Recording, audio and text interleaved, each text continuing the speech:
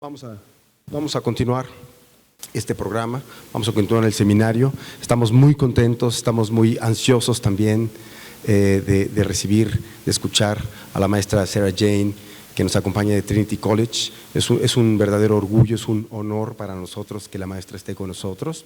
Me gustaría también compartirles que estamos en Beckett, México, en pláticas, estamos tratando de levantar un proyecto de colaboración interescolar también para que podamos tener posibilidades de movilidad estudiantil. Esperemos que ese proyecto pueda rendir frutos en breve también. Entonces es un honor que la maestra esté con nosotros en esta conferencia magistral que lleva por título Beckett y la ciudad, las mujeres hablan. No yo, pisadas, arrullo y vaivén o ir y venir, como a veces la traducen. Beckett and the City, The Woman Speak, Not I, Footfalls, Rockaby and Come and Go de Sarah Jane SCAIFE. Sarah Jane SCAIFE, ella es profesora asistente del Trinity College de Dublín, es directora artística de la empresa SJ, investiga y dirige el trabajo de Samuel Beckett a nivel nacional e internacional. Ha recorrido sus propias producciones, tanto a nivel nacional como internacional, y también ha dirigido sus obras en Georgia, en Mongolia, India, Singapur, Malasia, China, Grecia, con actores y estudiantes de cada país. Ha impartido conferencias a nivel internacional y ha escrito sobre su trabajo y sobre el trabajo de otros dramaturgos irlandeses en muchos libros y revistas. En 2018 presentó la obra en prosa de Samuel Beckett Company para el Festival de Teatro de Dublín, donde fue muy bien recibida por la crítica y por el público. Esta pieza se estrenará internacionalmente en 2020. Entre 2009 y 2015 creó una serie de obras titulada Beckett in the City. Este trabajo tuvo como objetivo reinsertar el trabajo de Samuel Beckett en los espacios sociales y arquitectónicos de la ciudad. La serie Beckett in the City se propuso ubicar lado a lado las heridas sociohistóricas del pasado de Irlanda con las actuales tensiones sociales dentro de la ciudad, utilizando la escritura de Samuel Beckett en interacción con los espacios sociales y arquitectónicos de Dublín. Es para nosotros un placer recibir a la maestra. Thank you so much for being with us. Thanks. Los dejo con la maestra. Okay. First of all, I want to say a really big thank you to Luz for inviting me over, and to the Department of Foreign Affairs, the Irish Embassy, who always support this work, and also to Trinity College in Dublin. So I just want to say thank you. Okay, so basically, I'm a practitioner. Mostly, I'm a practitioner who then became an academic, I suppose. So I'm speaking today mostly from a practitioner's point of view. So as a theatre practitioner, and if nobody can understand me, please just put your hand up and I'll skip to a part or try and explain a little bit better, okay?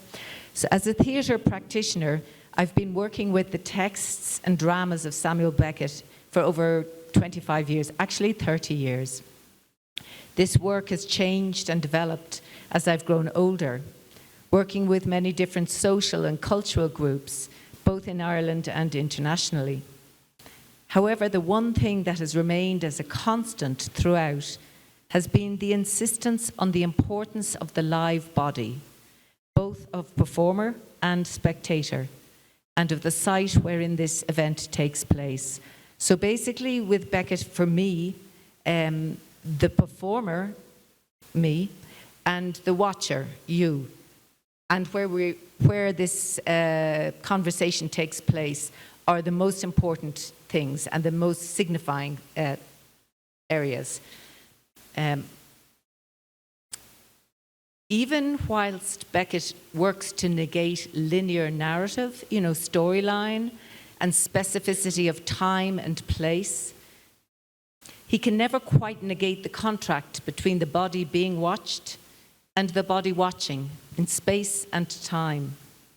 This contradiction is what makes his drama so stimulating to negotiate, and indeed so relevant in the 21st century. The moment of watching, of witnessing, which engages all our senses, defies intellectual abstraction. Such thinking on the theatre is influenced by phenomenologist Maurice Merleau-Ponty when he writes that, "Insofar as I have a body through which I act in the world, Space and time are not, for me, a collection of adjacent points, nor are they a limitless number of relations synthesized by my consciousness and into which it draws my body. I am not in space and time, nor do I conceive space and time. I belong to them. My body combines with them and includes them. So, questions of universality. In my first professional encounter with Beckett's work in 1988, it seemed to me that this was an author who somehow managed to erase all specificity with regard to the socio-cultural body in his drama. Not only the body, but also the space or site of performance. Of course, as Merleau-Ponty writes, there can be no complete erasure of the body in space and time. Beckett often uses costume to create a uniformity between performers, instances of which include Come and Go, where the three women are dressed in the same costume, What Where, Ohio Impromptu, Quad, and Play. Plays which erase individuality and situate figures in spaces that are not defined in a culturally specific way, at times only using light to frame space. This has been interpreted by critics as creating a sense of universality. For example, Martin Eslin writes that, quote, Beckett is concerned with probing down to a depth in which individuality and definite events no longer appear, and only basic patterns emerge. Yet even Beckett's bodies, once on stage, are forced into a confrontation with specificities, site and location. The body and the space it occupies are the primary material in Beckett's theatre. By body, I mean the perceiving, sentient body, which is also culturally inscribed, and that of the performer and spectator.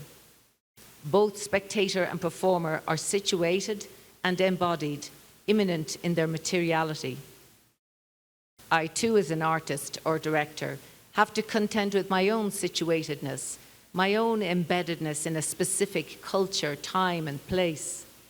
Thus, I am speaking from the embodied perspective of an Irish, white, Catholic, used to be middle-aged, now elderly, female director living and working in 21st century Ireland. Following Peggy Phelan, I see the signifying body as marked by its social, sexual, and political readings. The only place that an unmarked body can exist is in the Platonic ideal of a body. Just as there can be no one chair that reflects the universality of chair, so too there can be no one body that reflects the universality of humanity. It is this idea which has been central in my journey from New York to Asia and back to Dublin to create this project, Beckett in the City. Just a little bit about Beckett in Asia.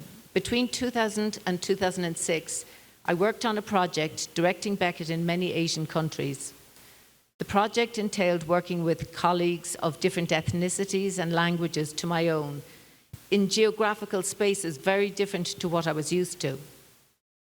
This experience had a profound effect on how I processed the body of the performer, the spectator, and the site where the performance took place. I came to the realization that there was no possibility of ever presenting a universal or even stripped back body on stage. I began to question how the body produces meaning, both in a self-reflective way, as read culturally, and how the site of performance affects the reading of this body for both performers and spectators.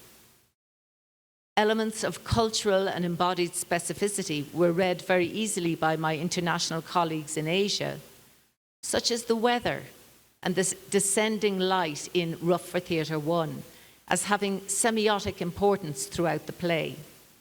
A asks B, "Is it still day? Will it not soon be evening? Will it not soon be night?" End quote. It is only when you experience the sudden onset of night in Asia compared to the slow bleeding out of light in Ireland that you understand how Beckett used the materiality of light and dark to frame his images. In Tokyo, the natural outside light was bright. We performed these outside on the street. Was bright at the start of Rough for Theatre 1 and dark by the end of it. It seemed as if God or nature was our lighting designer. Beckett was utilizing the notion of the fading out of day as a semiotic and philosophical tool to create meaning in this play. And again, this is the character. Day, night. It seems to me sometimes the earth must have got stuck one sunless day in the heart of winter, in the grey of evening, end quote. And that's very Irish. That is describing Ireland, basically. The fading light of day becomes a metaphor for the fizzling out of life itself. This experience of watching as other in a geographical and cultural space I was not familiar with drove me to look back at my own culture, assessing the ethnically and socially inscribed body within the social and architectural spaces of my own city. I don't know if I'm going on here or not. Ah, okay. You can read this in a minute. So I returned to directing in Ireland with a new awareness of my own country, its cultural past, the climate, landscape, and demography of its people. It was as if I was experiencing my own culture from an outsider's viewpoint. My attention became drawn to lives lived outside of the social contract of the city, those marginalized and disenfranchised. I watched drug addicts inhabiting a world of their own, grey faces, skeletal bodies, and kinetic energy that spans from jerky, twitchy, to Buto-like slow-moving dreams. In 2001, I watched a drug addict attempt to pick up a cigarette butt from the ground. He was bending down so slowly, he was almost not moving, just bending down so slowly, and it was almost as if the whole world had stopped as he bent down to get the cigarette. And yet everybody else was flying past him, really busy, and nobody even noticed he was there. He seemed to float in his air, whereas everyone else was cutting through his or hers. Crowds of people just flowed around him like water around a stone in a fast-moving river. This guy has haunted me ever since. His position on Grafton Street embodied for me the notion of all the different worlds we occupy, even while we live in the one communal space. So this is the Ryan Report. This report was done, I don't know how many of you know the shocking kind of situation in Ireland over the last 20 more years, where the church were involved in a huge scandal and the institutions of Ireland were involved in a really awful scandal. And in around 2009, this started coming out on the radio. You know, people started speaking about lives. So there was a report done about it, and this was the Ryan Report. So when I came home, everywhere I walked, I saw Beckett's characters in this new manifestation of the void all around me. The homeless living on the streets, the broken and alcoholic faces walking past me, the old institutional and religious buildings that were falling into disrepair as a nation attempted to forget its past. Meanwhile, every day on the radio, the hitherto gagged voices of all those men and women who had been abused and or institutionalized spoke for the first time of lives lived.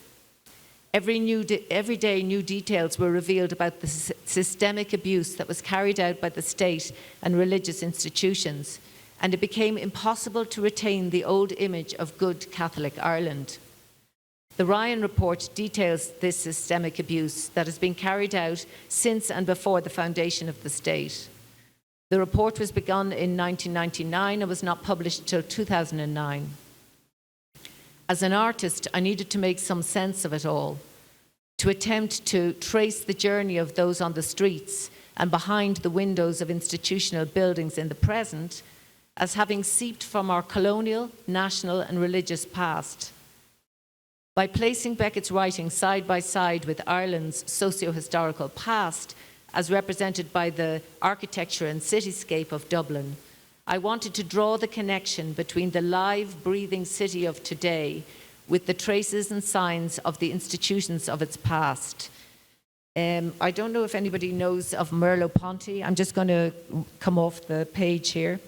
But Berto states, sorry, he writes about the phenomenology of theatre, and he talks about the fact that theatre is created from an image, you know, and the image is taken from, firstly, from a linguistic world. And so I love to think of the image as this thing that is, it confronts you for the first time. You know, when I came to Mexico City, there were images that confronted me for the first time. And if you walked past them, you would see them all the time. But they were like images that made my body and my mind and everything think at the same time. And then there are other things, semiotic, you know, where you know what something means. Something will mean something else, and theatre is full of semiotics. But Berto says we need to think one way with a semiotic eye, which is all meaning, and the other with a phenomenological eye, have a binocular vision. And that's what I look for in my work all the time. So that's why I really don't want to use the typical images, you know, the bowler hat, the boots, the three hats for come and go, without engaging the pieces each time in a new way. Otherwise, and the mouth, you know, the mouth in Not I. Everybody knows the mouth. It's used for advertising now.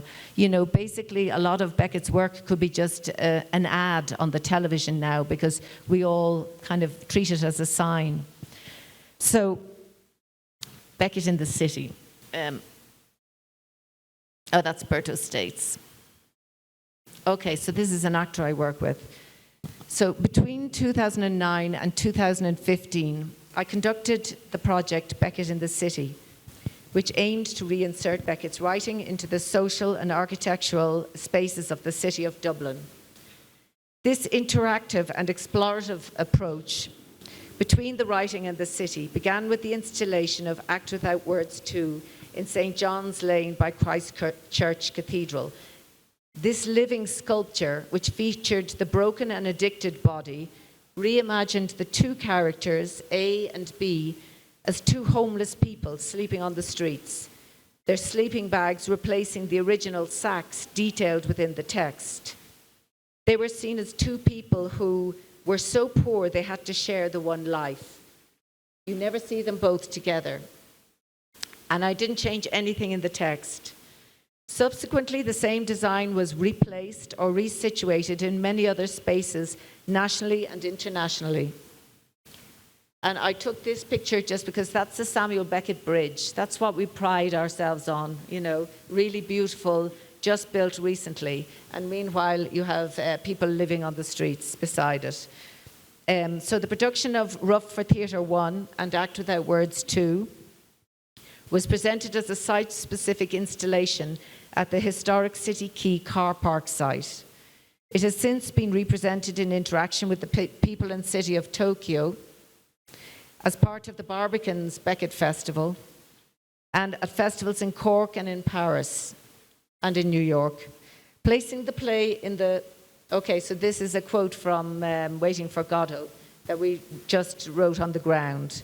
Placing the play in the public space of the city removes the safety net that the contract with the theatre building provides.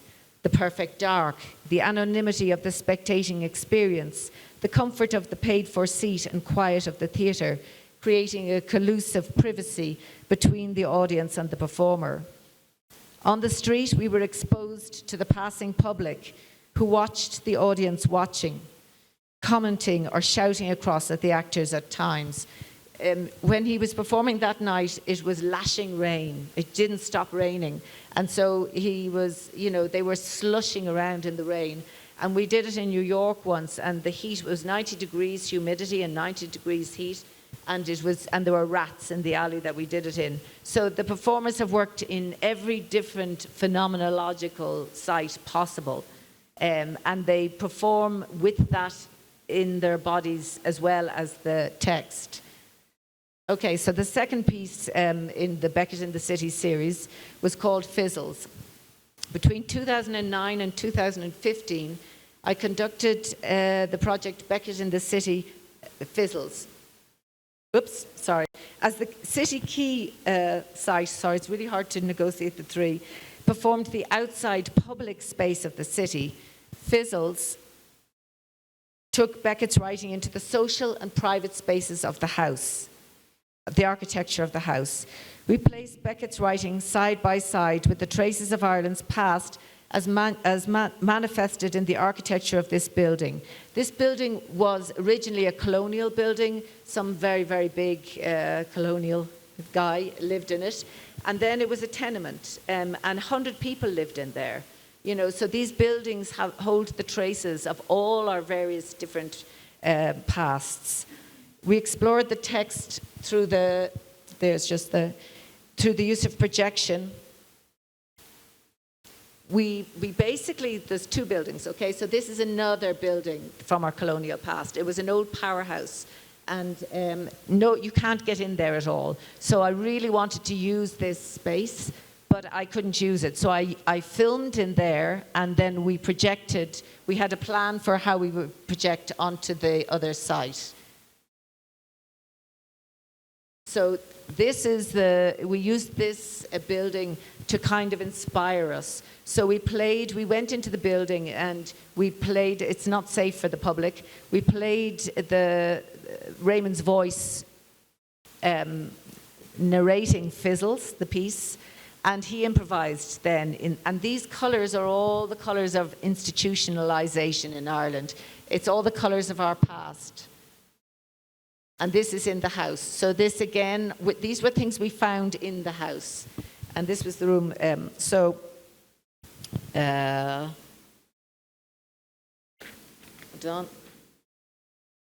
I'll just show you. So this was one of the rooms, and we used the peeling of the paint. All of that was part of the process. And then we projected some onto the wall. And then this is a corridor that you saw in the last piece. So we had the projection of this building, the corridor leading down, and Raymond walking across. And actually I was thinking when I was listening to one of the other speakers, and she was talking about film, and you know, when Buster Keaton is walking down that against the wall, it's very like what we did here. So again, Raymond performed against his filmed body, and that whole split self of all of the characters in the pieces is reflected here. This was another one of the rooms, and what we did here was we put film material behind. We had to redo the windows because we weren't allowed to touch anything in this building because it's a historic building, and we filmed him from the back.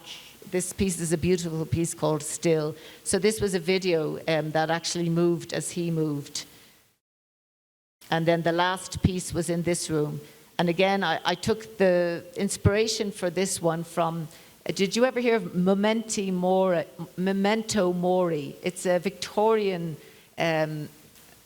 thing where they took photographs of their loved ones when they had just died in order to keep them close to them. It's really quite weird. You see children dressed, babies dressed with toys in their arms, sitting beside their sister who is alive. And so this was Beckett's father here for me in the coat. And again, that's that piece. So now Beckett in the City, the women speak. So in 2015, we continued the project by introducing the women's voices. Using the same aesthetic tools of the body, sound, sight, history, movement, architecture, and projection, we made flesh the deeply scarred voices of Beckett's women and resituated them in relation to the city and institutions of Ireland's past. This woman, I love her. She's she's in her 70s. I'd say she's probably about 74. She started modern dance in Ireland. And look at that face. I mean, you couldn't get a better face for a Beckett piece. And this was in one of the rooms of an old building called Colosh the Wirra. I think I'm just going to go off I'm not going to go to this. Hold on, I'll just talk off this. So there were 3 women that I chose, and I'd wanted to work with them for about 25 years. And this is another window in the house. And Beckett's writing is all about windows. It's all about trying to be seen, to see and be seen. And Dublin is full of Georgian houses that all have these windows. And all of his work is all about this inability to be seen or inability to see, as we heard earlier on. Well, I think I heard, from what I could understand. So these 3 women, this is Brídne Naughton, and the last one was Michelle Forbes and Joan Davis. And again, I wanted to use them. So I'm hoping this works now, this video, because I want you to hear the sound of their voices, but I'll just see now. It's got sound on it, so hopefully.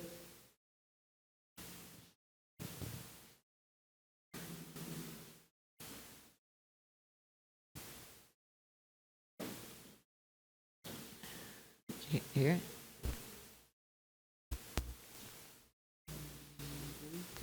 I thought it was around the other side.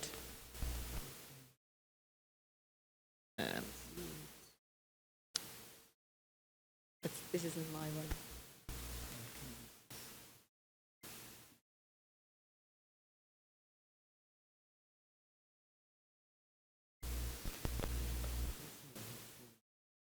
Yeah.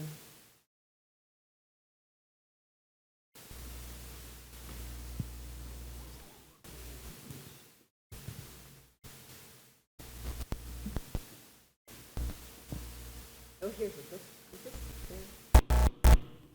Okay, I'm going to try and make that go. Those arms at last and rocked. Okay, so how do I go back? Okay, so let's hope this works. Let's hope this works. I just want you to hear their voice.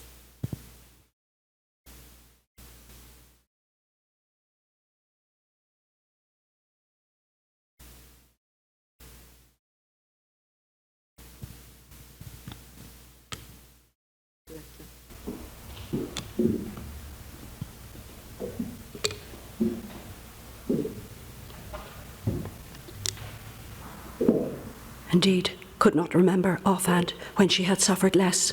Unless, of course, she was meant to be suffering. Thought to be suffering. Just as the odd time in her life, when clearly intended to be having pleasure, she was in fact having none. Not the slightest. Still speak? Yes. Some nights she does, when she fancies none can hear. Tells how it was, tries to tell how it was. Let down the blind and down, right down, into the old rocker. Those arms at last and rocked.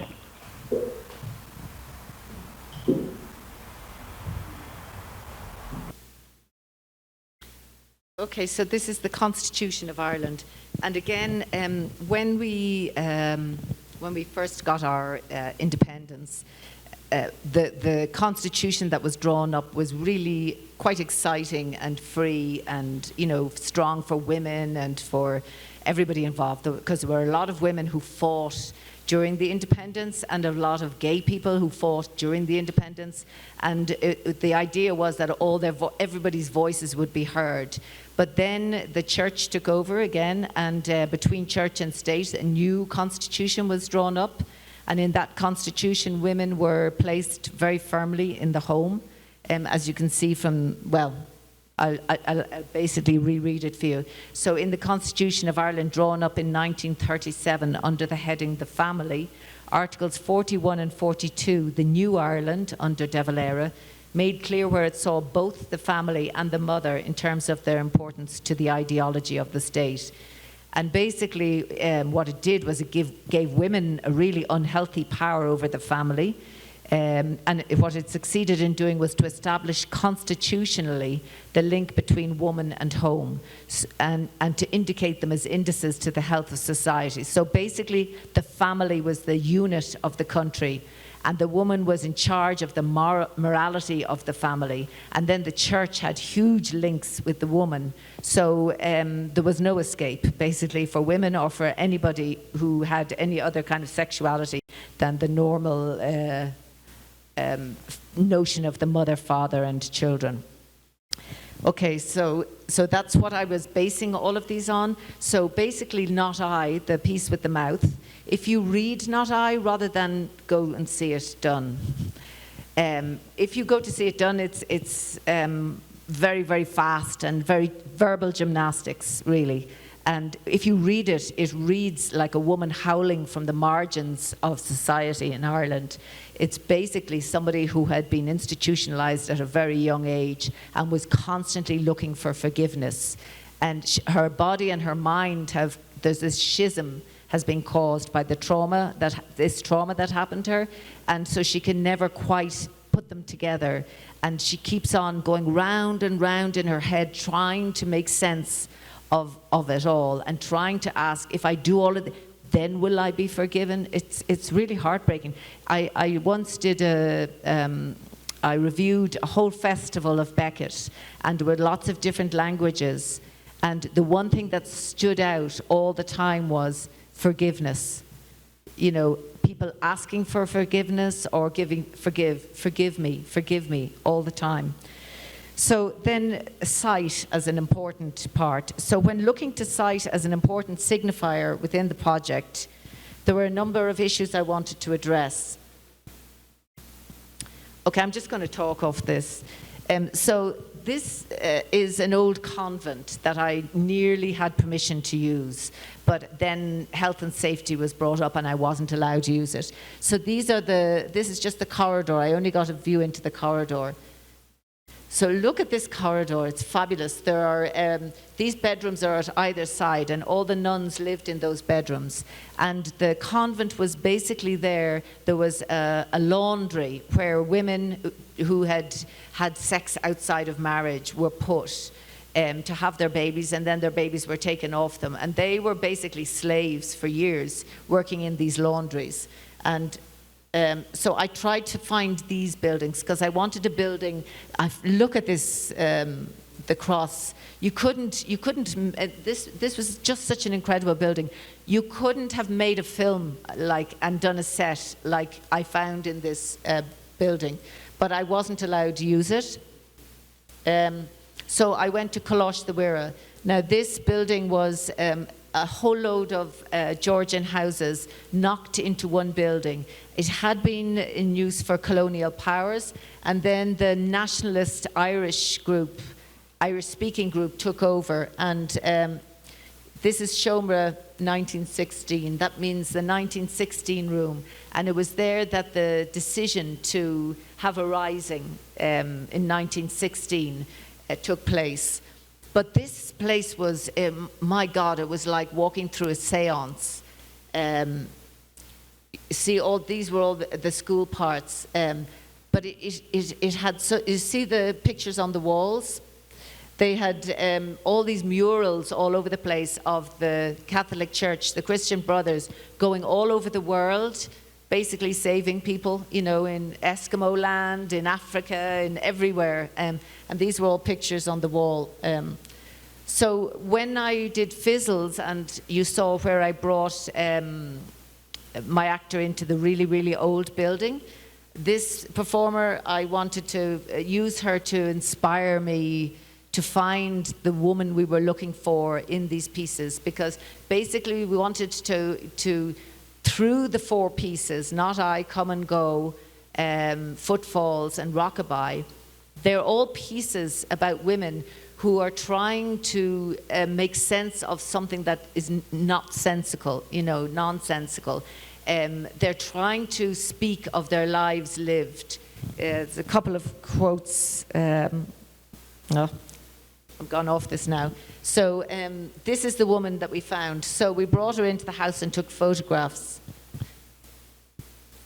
And this was our poster for the piece. And I think it's so beautiful. It's the colors of the walls are so institutional, and her position is just so helpless. So we weren't allowed to use that particular building. Again, all these buildings keep coming out of health and safety. You're not allowed to use them, or they're being used for some other purpose. And they're all getting remade into museums and cleaned up and changed, So this was Halabamba, and this was just down the road and had the same kind of significances. So we began to, what we didn't want was to bring in a set. We didn't want to make a theatre in the place. We wanted to just reveal the place as a theatre. So this was just a bit of the work that we were doing. So we didn't want to bring anything in. So these were all desks that the children used in the other school. So the designer took the desks and broke them down and created the seat for come and go. So everything we used came from one or other of the institutional spaces. What I wanted for Rockaby, Rockaby is meant to be done on a pale wood rocking chair. And when you think of Rockaby, you think of the grey hair and the sequined dress and the rocking chair. And instantly you know it's Rockaby. And I didn't want that to happen. I wanted the audience to come in, come up the stairs, go through the dark and encounter a woman who perhaps had been there forever, in the chair. So I wanted a different chair. So we took an ordinary chair, and and that's a very institutional chair, and we created a rocking chair out of it. So that's what it was. And this was the room we put it in. See the screen there? That's where the stage manager was behind there rocking the chair. And see the fireplace? The fireplaces in these houses, they signified the colonial past, and they signified how important a fireplace is in Irish culture. It's the center of the house, it's the hearth. But this fireplace has all crap coming down it from up. And these were the corridors. We filmed the women improvising in these corridors, long, long corridors where there was no escape, and they were amazing. So we were looking to costume, and we didn't want to do the costume for come and go, for instance, just the one. So we projected a lot of this on the walls, but we went to a site called Granny Fashion in Dublin, and we found all of these really fabulous things. So another one of the little dance videos we shot was on this stairs. And the other one was going around this room. And then we projected them onto the other rooms. And this was coming up the stairs, so it gave the feeling that there was corridors going on forever. So the audience walked up through the house. This was just how we made the screen for Not I. With the mouth, we broke a piece of the glass and we put it back together, we glued it back together. And that's a very dark image, you can hardly see it. So this was just mouth. So we didn't want, in the text for Not I, it doesn't say the mouth has to be perfect.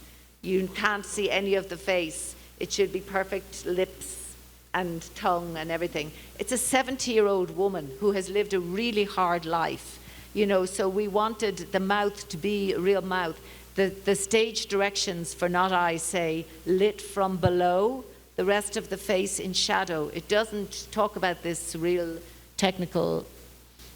So this was Joan for Rockaby. And we created the slant of the light. So it didn't feel like there was lighting anywhere. It just felt like maybe the window was open a small bit. This was come and go. So we were able to use the doors, beautiful mahogany doors, and we just had them pull them back, so they couldn't see them, but we had them pull them back. And these women, we wanted them to read like somebody's mother or their aunt or somebody that could be in the church, because these women are women I knew, my mother's generation, who had really hard lives. And so the one thing I really wanted was, you see the way the costume doesn't come down to their feet. So they've got, I have these legs, you know, thick legs with thick ankles. And I wanted to reveal those legs because for me, they really represent what Irish women went through on their sturdy legs and the shoes. And this costume, then we made the costume for this piece as a three-way process between the designer, myself, and Michelle. And we made it from silk. So it was really beautiful. It really had to create the image between symbol and reality. And you see the floorboards? So this was an old room, one of the rooms you saw. And the audience sat in one room, and then the double doors were open, and you looked into the next room. I think that's it. Okay, so I've gone off this totally, but I think there might be something here that I want to just finish on.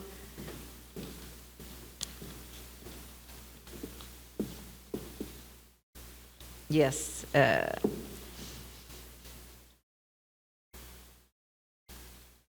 Yes. Our present comes from our past, of which Beckett was a part, of which nationalism, religion, and institutional abuse was a part. And it is a past which many women living today have survived, their voices erased in the process.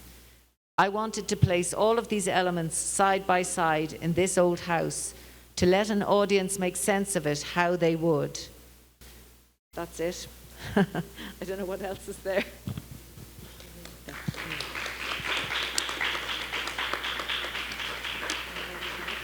Sorry about the mess. No, don't worry. Well, thank you, Sarah Jane. Sarah Jane SCAIFE from Trinity College Dublín. Desde Trinity College Dublín viene con nosotros.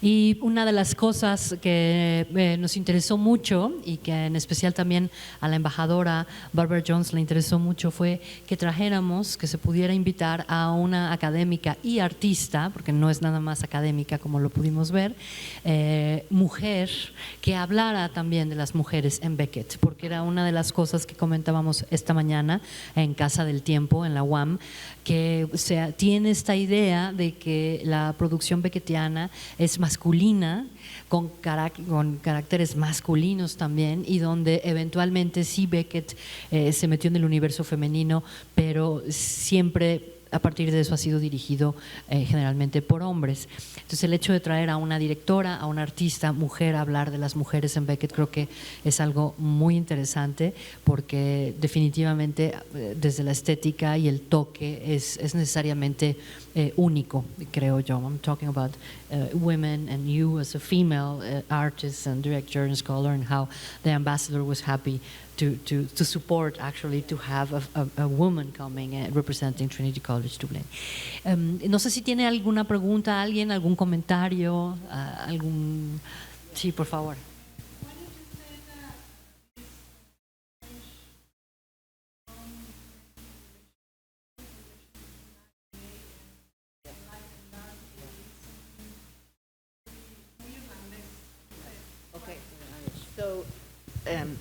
So in Ireland, like my mother came from the west of Ireland. I don't know if you know, the west of Ireland is very rugged, and it was where all of the Catholics were sent because it was the worst land. But in the west of Ireland, if you're sitting at the window, you know, and you don't turn on the light, and you sit at the window, and as you look out, everything changes. All the phenomenon change because the light leaves the sky so slowly that 1 minute you're looking at lots of green trees, for instance, or whatever, and fields and everything. And then as the light changes, slowly, they become silhouettes and they become different things. And it's almost like I really believe that Beckett's use of light comes from his early years in Ireland. And when I was in Japan or in India, you know, the light just goes, it's just gone, you know. But in Ireland, it goes out so slowly. And if you think of all his images and all of the way he uses color, it's all black, white, grey. And my memory of Ireland as a child was grey, because the sky is grey and it's reflected in the sea, you know. Here everything's blue, you know, well, at the moment. But things become very grey, and people didn't wear bright colours when I was young. You know, it was navy or brown or black, you know. It's only, you know, when I was young, if you wore pink, you would be really considered, ooh, look at her, who does she think she is? You know, standing out from everybody. Does that answer your question?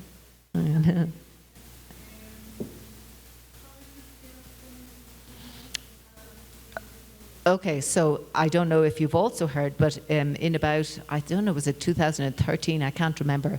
But there was, we were 2016 maybe or something. But the Abbey Theatre, our national theatre, you know, we had the first national theatre in Europe and very tied into politics.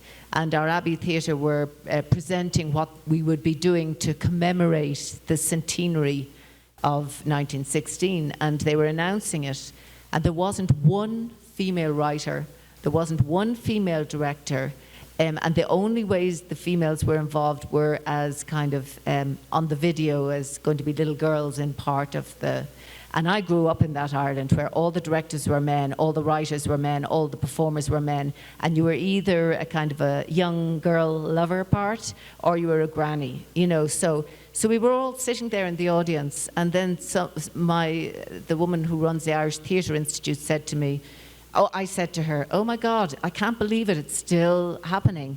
And so then somebody put something up online, and then she asked us all to write a paragraph, you know, about what we felt. And so we all did, and it started this movement called Waking the Feminists. It became huge. It went to America and everything.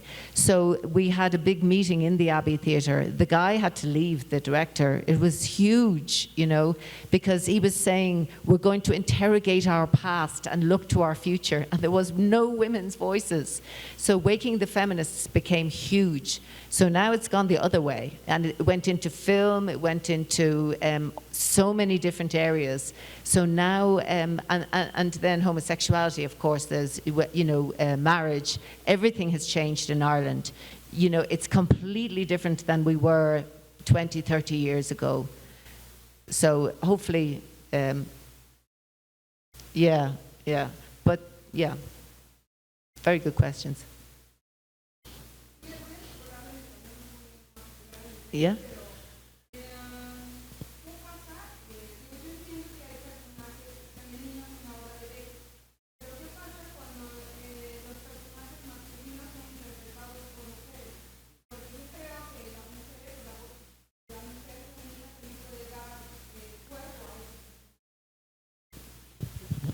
She says that, what about, well, I'm going to condensate, what about female interpreting male characters in Beckett work? What is your opinion on that? You mean perform? Yeah. Yeah.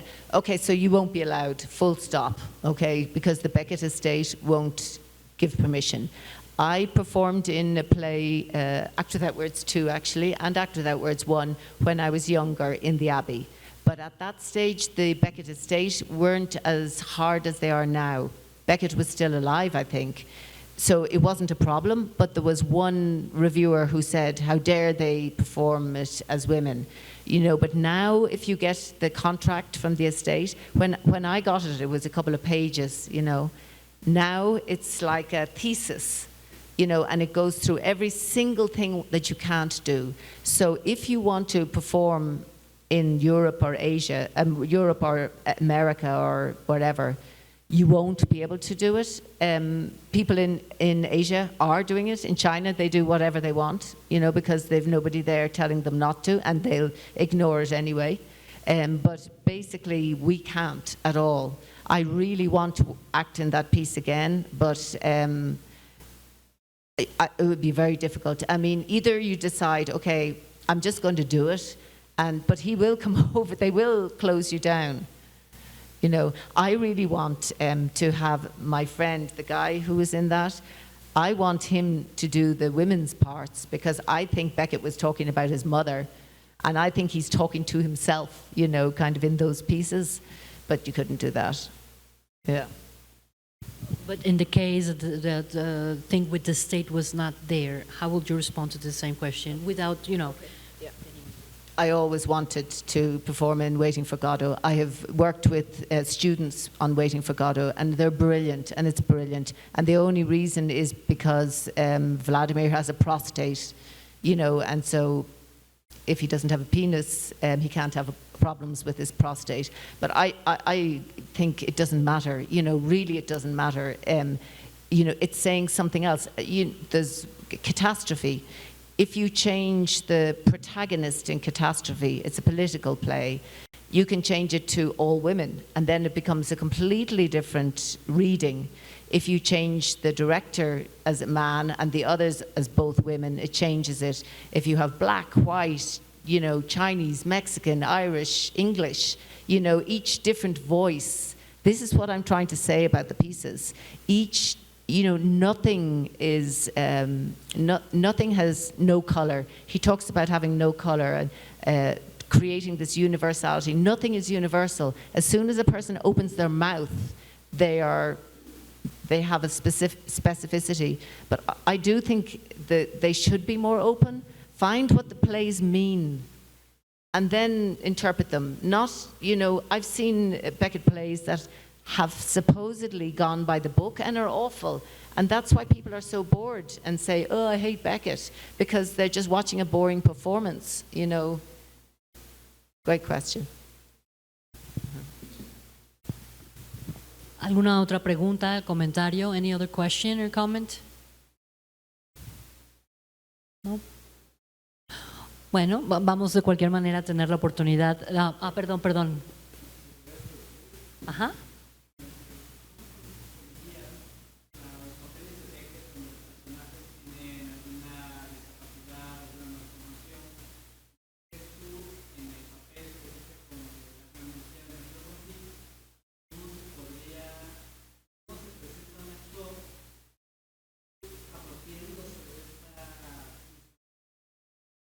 Entonces, la primera parte es cómo los personajes con discapacidad se representan en Beckett, like how people with a discapacity will represent as a character in Beckett. Y la segunda sería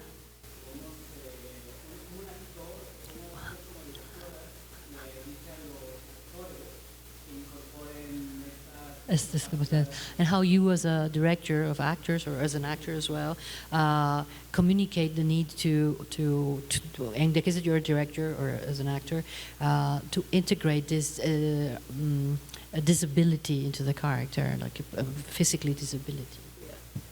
For the piece with the wheelchair, yeah, in general, it's better obviously if you have somebody who is in a wheelchair. I worked with a guy in Greece. He was amazing. He had polio, and so he could kind of use crutches, move with crutches, but mostly he used a chair. But the chair he had made was like, he was like half man, half chair, like a centaur. And he was able to move like, really on a pin.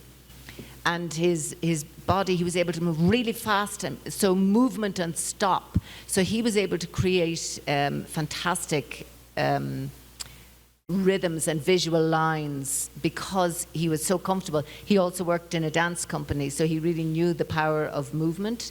But the actor that I work with, he's an incredible actor. He's a physical actor, and again, he just throws himself into it. He had one leg up, so he was really uncomfortable all the time, but he just, with that piece, he's so physical.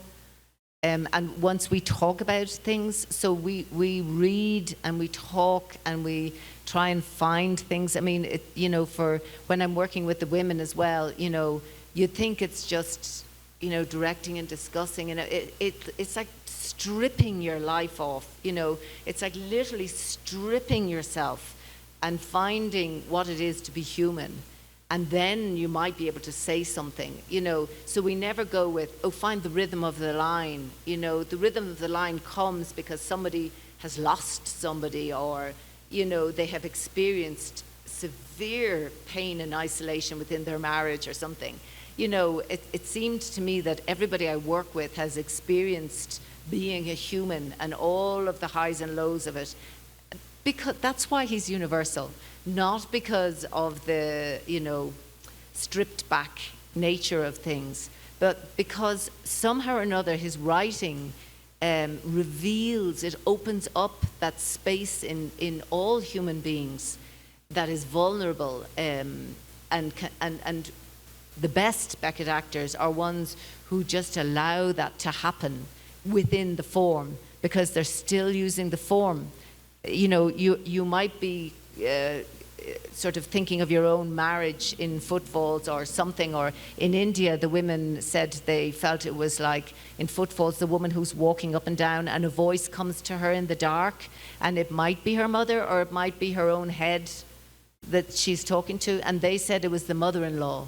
You know, in Singapore, they felt like the voice that was coming from the dark, it was a ghost. In Mongolia, it was different. Every single place had different resonances and different feelings and different ways into the texts, you know. So it's kind of impossible to almost say. I think it's you just have to be open to frustration, because people get very frustrated. And if you do it by rote, it becomes boring. But if in some way you are allowing the person, the actor, to reveal their humanity without overacting or anything, just to be there on stage, like they were talking this morning, you know, what Beckett does is he allows you to exist. He lifts up the rock and all the creatures crawling, he shines a light on them, and that becomes the play. You know, he's not talking about gods or kings or queens or anything. He's talking about all of us, and who have to wake up every morning and know we're going to die, and know that, you know, things aren't always easy. And he raises that up into a philosophical thing and a beautiful thing, you know, artistically beautiful thing. You know, I just think there's so much possibility in Beckett's work that hasn't been discovered yet, that hopefully you guys will all go on to do, you know, in art, in music, in every, because he did it all, you know, he was an installation artist.